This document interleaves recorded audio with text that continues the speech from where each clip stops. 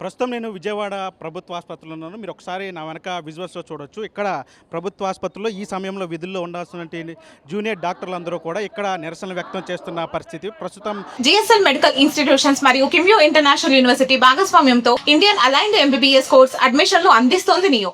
విజయవాడ ప్రభుత్వ ఆసుపత్రిలో ఉన్నటువంటి జూనియర్ డాక్టర్లందరూ కూడా ఇక్కడ నిరసన వ్యక్తం చేస్తూ ఉన్నారు. వీళ్ళు ప్రధానంగా నిరసన వ్యక్తం చేస్తున్న విషయానికి వస్తే ఏదైతే గత కొంతకాలం నుంచి కూడా ఈ జూనియర్ డాక్టర్లందరూ కూడా స్టైఫండ్ను పెంచాలంటూ కూడా వాళ్ళంతా ప్రభుత్వాన్ని పలుసార్లు విన్నవించారైతే ఇప్పటివరకు కూడా ప్రభుత్వం నుంచి ఎట్లాంటి స్పందన అనేది ఒకసారి విజువల్స్ చూడొచ్చు. మొత్తం అంటే దాదాపు ఇప్పుడు మామూలుగా అయితే విజయవాడ ప్రభుత్వ ఆసుపత్రికి పెద్ద ఎత్తున రోగులందరూ కూడా వస్తూ ఉంటారు. ఈ సమయంలో పూర్తిగా కూడా ఇప్పుడు బిజీగా ఉంటుంది హాస్పిటల్ అంతా కూడా. డాక్టర్లందరూ కూడా ఎవరి పనిలో వాళ్ళు ఉంటారు. కానీ పేదలకి వైద్యం అందించాల్సి ఉంటే డాక్టర్లందరూ కూడా తమ హక్కులు కాపాడుకోవడం కోసం వాళ్ళందరూ కూడా ఇక్కడ నిరసన వ్యక్తం చేస్తున్న పరిస్థితి మీరు ఒకసారి విజువల్స్లో చూడొచ్చు. విధుల్లో ఉండాల్సినటువంటి డాక్టర్లు అందరూ కూడా వాళ్ళ హక్కుల కోసం ఇక్కడ నిరసన వ్యక్తం చేస్తున్నారు. ప్రధానంగా వాళ్ళ స్టైఫండ్ కోసం, అంటే గతం నుంచి కూడా స్టైఫండ్ను పెంచాలంటూ కూడా పలుసార్లు ప్రభుత్వానికి విన్నవించారు. ఇప్పటికే అటు అధికారులతో కూడా వాళ్ళు మాట్లాడిన పరిస్థితి, కానీ అటు ప్రభుత్వం నుంచి కానీ ఉన్నతాధికారుల నుంచి కూడా ఎటువంటి స్పందన రాకపోవడంతో వాళ్ళు ఇంకా ఆఖరి ప్రయత్నంగా ఇప్పుడు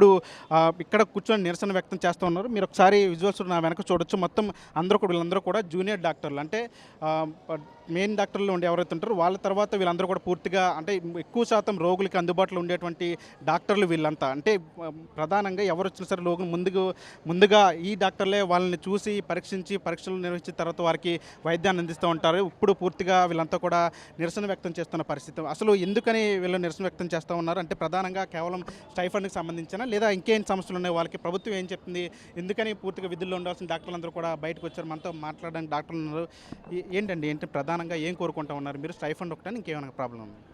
ఏమండి, మా ప్రధాన హక్కుగా మేము చేస్తున్న కష్టానికి, మేము చేస్తున్న పని దానికి మాకు తగినంత స్టైఫండ్ కావాలి అని చెప్పి మేము చేస్తున్న నిరసనది.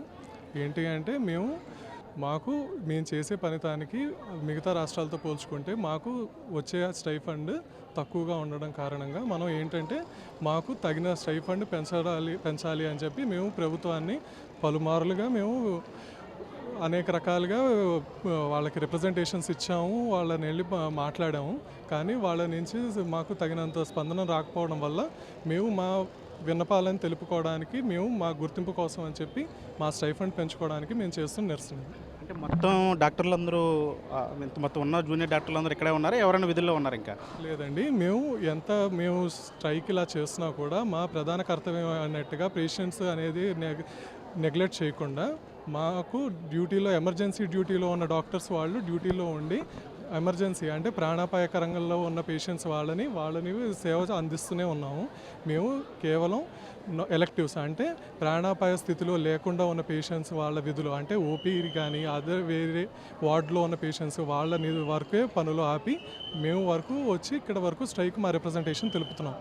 అది ఆగస్టు 15 వరకు మేము ఎమర్జెన్సీ డ్యూటీస్ అనేవి మేము ఆపకుండా ఎలెక్టివ్ డ్యూటీస్ అనేవి మేము అలానే కంటిన్యూ చేస్తాం. మీరు చెప్పండి, అంటే ఏం కోరుకుంటున్నారు? ప్రభుత్వంతో మాట్లాడాలని సంబంధిత మంత్రులతో కానీ వాళ్ళు ఏం చెప్తున్నారు? అంటే ఏదో 15 తారీఖు వరకు ఏదో డెడ్లైన్ ఇచ్చారు మీరు. అంటే ఇప్పుడు మామూలుగా డిస్కషన్స్ తర్వాత మేము 3 ఫేజెస్లో చేద్దాం అనుకుంటున్నాము. ఫస్ట్ది ఫేజ్ 0, అది మేము బ్లాక్ బ్యాడ్జెస్ వేసుకుని నిన్న చేసాము. We continued the OP services also. ఇవాళ ఫేజ్ 1 అంటే మేము 9 to 1 PM వరకు we're stopping only the non emergency services. అంటే అత్యవసర సేవలు ఏవి ఆపివేయట్లేదు, అది ఎప్పటికీ ఆపం కూడా. ఆ తర్వాత ఇది 9 to 1. Next 9 to 4 we're stopping only the non emergency services again. We're waiting for the authorities response. దాన్ని బట్టి వాళ్ళ రెస్పాన్స్ని బట్టి we will discuss among our cells and will let everybody know what we're trying. What the next అనేది ఎప్పటికీ emergency services అయితే ఆపమండి. మేము వాళ్ళ నుంచి పాజిటివ్ రెస్పాన్స్ వచ్చేంత వరకు we will hold on a peaceful protest for the rights of doctors అంతే. అంటే మీ హక్కుల కోసం పోరాడుతున్నారు కరెక్టే, కానీ వచ్చే వాళ్ళందరూ కూడా పూర్తిగా పేదలు ఉంటారు, చాలా మంది పెద్ద ఆసుపత్రికి వస్తూ ఉంటారు. అవును, వాళ్ళకి ఇబ్బంది కలుగుతున్నారు. దాని గురించి అంటే ఇప్పుడు మేము ఖచ్చితంగా వాళ్ళని ఇంట్రెస్ట్లో పెట్టుకునే మేము నాన్ ఎమర్జెన్సీ సర్వీసెస్ని మాత్రమే ఆపుతున్నాము. ఇంకా మిగిలిన డాక్టర్స్ అందరూ కూడా they are providing their services. The hospital is not run only based on PGs కదా. సో ఇది మా స్టైపెండ్ కోసం for our rights we're doing it. అంటే మీరు చెప్పండి, అంటే ప్రభుత్వం ఏదో ఒక సూచన కూడా చేసినట్టుంది కదా, సంవత్సరానికి 3% పెంచుతాం అట్లా ఏదో చెప్పినట్టుంది, దానికి ఎందుకు అంగీకరించట్లేదు? ఆ, సంవత్సరానికి 3% పెంచడం అనేది మారుతున్న పరిస్థితులకి, పెరుగుతున్న బయట సామాజికంగా సమాజంలో ఉన్న పరిస్థితులకి 3% అనేది అయితే అది ఎక్కడా కూడా న్యాయమైంది కాదు. సో దానికి తగ్గట్టు మిగిలిన అవసరాలకి, మిగిలిన ఇప్పుడు మేము చేస్తున్న పనికి కానివ్వండి, ఇక్కడ మాకుండే వర్క్ ప్రెషర్కి కానివ్వండి, మాకు వస్తున్నది చాలా తక్కువ కాబట్టి మాకు ఏదైతే న్యాయబద్ధం ఉందో మేము దానికోసమే పోరాడుతున్నాము. 3% అనేది అయితే చాలా తక్కువ, అందుకు మాకు న్యాయంగా రావాల్సిన దానికోసం మేము పోరాడుతున్నాం. అంటే ఎంత మేరకు పెంచమంటున్నారు మీరు? మా డిమాండ్ అయితే 30%, 30% కోసం మేమైతే ఫైట్ చేస్తున్నాము. దానికోసమే ఇంకా నెగోషియేషన్స్ అవుతున్నాయి. ఆ నెగోషియేషన్స్ ఎక్కడి వరకు, ఎంతకి అనేది ఇంకా అధికారులతో చర్చలు అవి జరగాల్సి ఉంటుంది. అంటే మంత్రితో ఏమైనా మాట్లాడుతుంది, సత్యకుమార్ గారితో ఏమైనా మాట్లాడటం, ఆయనతో కలవడం జరిగిందండి. సార్తో కూడా రిప్రజెంటేషన్ ఇవ్వడం జరిగింది. సార్ సైడ్ నుంచి రెస్పాన్స్ వచ్చింది, కానీ ఎంతవరకు అనేది ఏది ఆన్ పేపర్ అయితే రాలేదు. సో మాకు ఆన్ పేపర్ వచ్చేంత వరకు కూడా ఏది ఎంత వస్తుంది అనేది మాకు ఇంకా క్లారిటీ లేదు. అంటే మీరు 15 తారీఖు వరకు ఏదో టైం ఇచ్చారు కదా, తర్వాత ఏం చేయబోతున్నారు జూనియర్ డాక్టర్లు అంతా కలిసి? నా పేరు డాక్టర్ దినేష్ గుప్తా అండి. నేను ఎండి ఫార్మకాలజీ చేస్తున్నాను గవర్నమెంట్ సిద్ధార్థ మెడికల్ కాలేజ్లో. ఈరోజు మేము తీసుకున్న పెయిన్కి కానీ మా రెస్పాన్స్కి కానీ సంబంధమే లేదు. మేము ఒక పక్క ఎమర్జెన్సీ సర్వీసెస్ ఇస్తూ మా బాధ్యతని, కర్తవ్యాన్ని గుర్తుపెట్టుకుంటూ ఉన్నాం కాబట్టే వాళ్ళు మాకు ఇచ్చిన పెయిన్కి, దానికి మేము చేస్తున్న నిరసనకి బ్యాలెన్స్ అసలు లేదనమాట.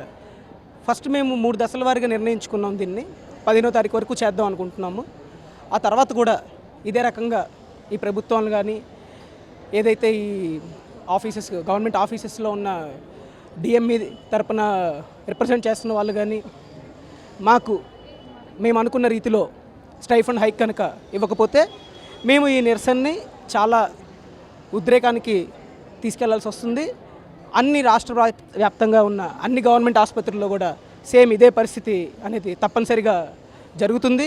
ఈ ప్రభుత్వం జూనియర్ డాక్టర్ల తరపు నుంచి ఎలాంటి సహకారం అయితే తీసుకొని వైద్య వ్యవస్థని నిలబెట్టుకుంటుందో ఆ సహకారం అనేది కోల్పోవటం అనేది ఖచ్చితంగా జరుగుతుంది. ఎందుకంటే క్రమబద్ధంగా పెరగాల్సిన స్టైఫండ్ ఇప్పటిదాకా ప్రభుత్వం మారినప్పటి నుంచి ఒక్కసారి కూడా హైక్ అనేది ఇవ్వలేదు.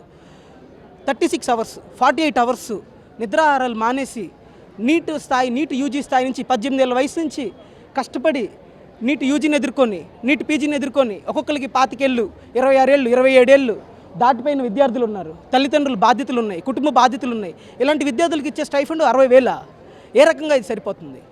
ఇప్పుడు క్యాపిటల్ అయిన మన అమరావతి క్యాపిటల్ అనుకున్న ఈ ప్లేస్లో సగటున ఒక ఫర్నిష్డ్ ఫ్లాట్ తీసుకోవడానికి మా గవర్నమెంట్ ఆసుపత్రి చుట్టుపక్కల ఏరియాలోనే 15,000 అవుతుంది. కూరగాయలు కొనుక్కొని తినాలి. డ్యూటీల్లో ఉన్నదానికి మాకు వండుకోవడానికి టైం ఉండదు. ఒక కుక్కుని పెట్టుకొని నడిపించుకోవాలన్నా, లేదంటే మా ఫ్యామిలీ రెస్పాన్సిబిలిటీస్ కానీ, అన్నదమ్ములు ఉన్న వాళ్ళు ఉన్నారు, అక్కచెల్లెళ్ళు ఉన్న వాళ్ళు ఉన్నారు. మీరు అన్నది రైటే, ప్రభుత్వ ఆసుపత్రికి నిరుపేదలు వస్తున్నారు, మరి వాళ్ళందరికీ మీరు ఇబ్బంది కలిగిస్తున్నట్టు కాదా అని. అవును, ఇది ఇబ్బందే, కానీ ఇది మాకు తప్పటం లేదు. ఒక డాక్టర్లుగా మాకు కూడా ఈ పరిస్థితి అసలు ఇవ్వాలని లేదు. కానీ ఆర్థిక సమస్యని ఎంతో కష్టపడి 25 ఏళ్ళు, 26 ఏళ్ళు, 27 ఏళ్ళు శ్రమపడి రూపాయి కూడా దాచుకోలేని పరిస్థితికి డాక్టర్లు దిగజారిపోయారు. చివరికి గవర్నమెంట్ ఆదుకోవాల్సిన గవర్నమెంట్ డాక్టర్లు కూడా ఇదే పరిస్థితి. కాబట్టి మేమందరం ఎంతో శాంతియుతంగా నిరసన చేపట్టాం. ప్రభుత్వం కనుక సరిగ్గా మాకు స్పందించకపోతే తప్పకుండా ఈ నిరసనని తీవ్రస్థాయికి తీసుకెళ్తాము.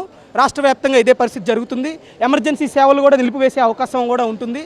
కావున అర్థిస్తున్నాము ప్రభుత్వం వారిని, ప్రభుత్వ అధికారుల్ని, మా డిమాండ్స్ని 30% హైక్ని కంపల్సరీగా ఇంప్లిమెంట్ చేయాలి. మీ క్రమశిక్షణ అప్పుడే మేము కూడా క్రమబద్ధంగా డ్యూటీలకు వెళ్ళటం అనేది చూస్తారు అని చెప్పి చాలా బలంగా తెలియజేస్తున్నాం.